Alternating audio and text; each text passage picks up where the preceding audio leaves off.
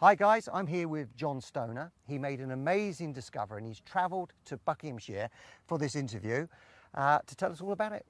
So you made an amazing discovery. Tell us about it. What did you find?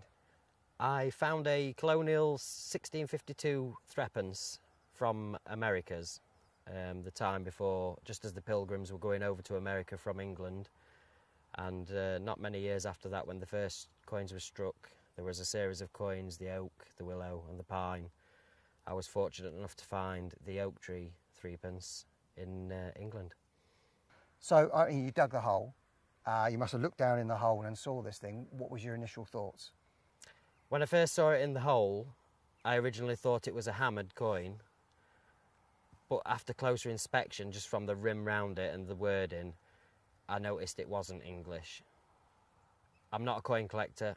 I'm more of an artefacts guy, so the first thing I did with it was take it to one of my friends, Craig, who I travel with on the digs.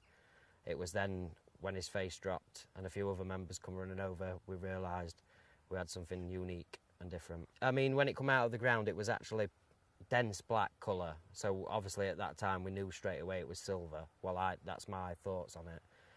And they confirmed it when I took it over to them. A nice small coin, the size of an half-p piece, and extremely rare. Yeah. So where did you actually find this? Was it an organised dig or? Yes, this was a Coiled Soil's first official weekender that went from Thursday till Monday.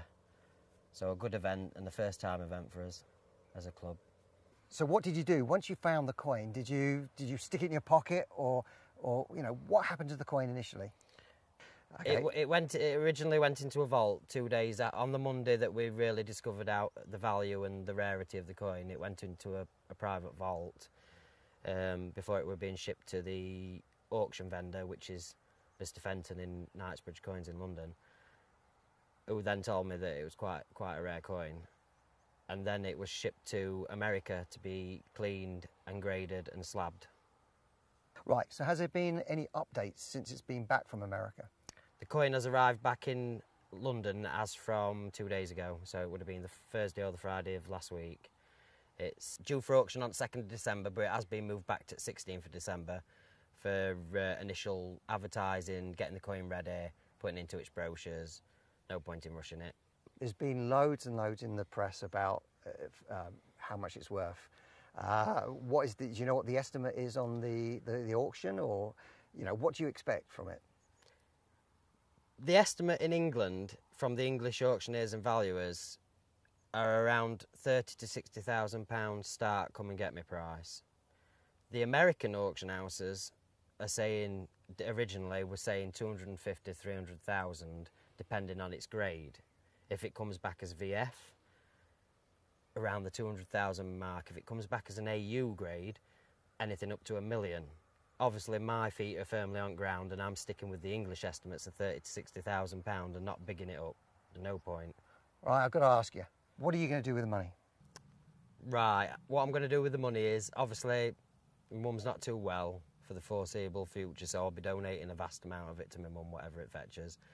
I've got 2 kids, so they'll be having money put into their bank accounts. And hopefully I'll have enough left and I'm going to buy a boat. I've said it from the beginning and I'm still saying it now. I'm going to buy a boat. I'm going to detect all small islands around England and offshore, and I'm going to find some good stuff. So what metal detector do you find it with? I'm sensing there's a clue in what you're wearing. Yeah, it's the metal detector I use is a Minelab Quattro. Right. Good machine, pretty old, but you've got to walk over it to find it, and that machine did it. And have you found any other significant finds? Not really, no. I mean, I've had your standard hammers, your eddies and groats, bits and bobs of silver, some nice pendants, just your average bits, which obviously are a lot to some people. The artefact side of it, I keep everything. The coin side of it, I give my coins away to other members who collect coins. I have no use for a coin, so I give it away, apart from the colonial, which I won't be giving away for anybody watching.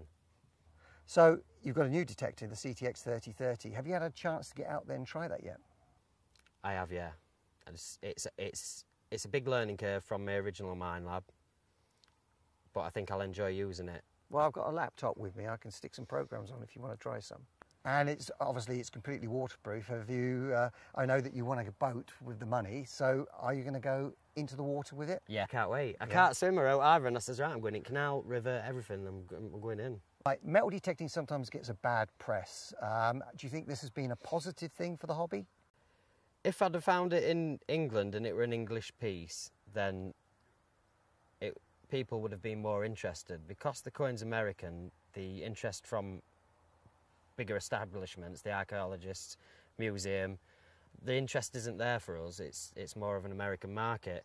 As far as regards to the hobby, I think if people are out there that who watch this or read about this, they'll realise that splitting your fines with the farmer and being fair, it's gonna secure land. They're gonna have a bit more trust in us. Can't really say anything on archaeologists. They have their own opinion. I haven't met one yet that bad-mouthed anything to do with metal detecting. You're going to get one or two that think digging a big hole with a spade's going to ruin the environment, or you're digging parts of history up that aren't getting declared. There is obviously people out there that don't declare their items, but for the vast majority, 90% of metal detectorists do. So what are the 3 pearls of wisdom that you would, try to instill into somebody coming into the hobby? What are your 3 bits of advice? Don't come into hobby thinking you're going to spend so much money on a detector and you're going to go out in first field that you go on or first club meet that you go on and you're going to find something absolutely rare and outstanding. Join a club, don't try and get your own land. If you want to try and get your own land, get your own land. It is hard to get. You've got more chance of digging or finding something through a club. The thing with the club is that you get to socialise with 20 or 30 different people. Some clubs are bigger, you're 40 or 50 people. When you start going with the club, you'll find that you spend more time talking and chatting and enjoying yourself with other members that are in the same hobby than you do actually do detecting. I probably detect an hour a day when I'm on a club dig because I spend too much time talking to everybody else, looking at finds, recording everything we find. Generally, there's lots to do in a club other than digging, and it's the best way to socialise. Regarding machines, it's whatever's in your budget. If you think you can afford a machine, go for it. Check the reviews out.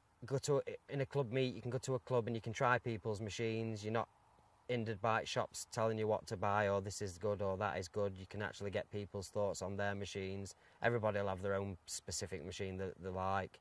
Don't be biased about it. Just go down, try everybody's machine, pick one you like. There's loads of heavy ones, there's loads of light ones, there's complicated ones, there's one switches. Don't matter what you pick, you still got to go over it to find it. But always buy a pinpointer. I can't live without one. I thought I could for 2 years and then realised how much smaller my holes were getting. Obviously a detector we've talked about, and basically just bring a smile with you when you come to a dig. No good getting disheartened if you do a dig for a day and you don't find anything. There's always the next day or the next day after that. As long as you've got a good attitude towards it, you're going to get on with everybody. Nice big smile, pro pointer and a detector. Well, I hope you guys enjoyed this interview with John. It just shows you the stuff is out there. So pick up your detector, join a club, don't forget your pinpointer, and get out there and find something like he did. Yeah, do it. Minelab, world's best metal detection technologies.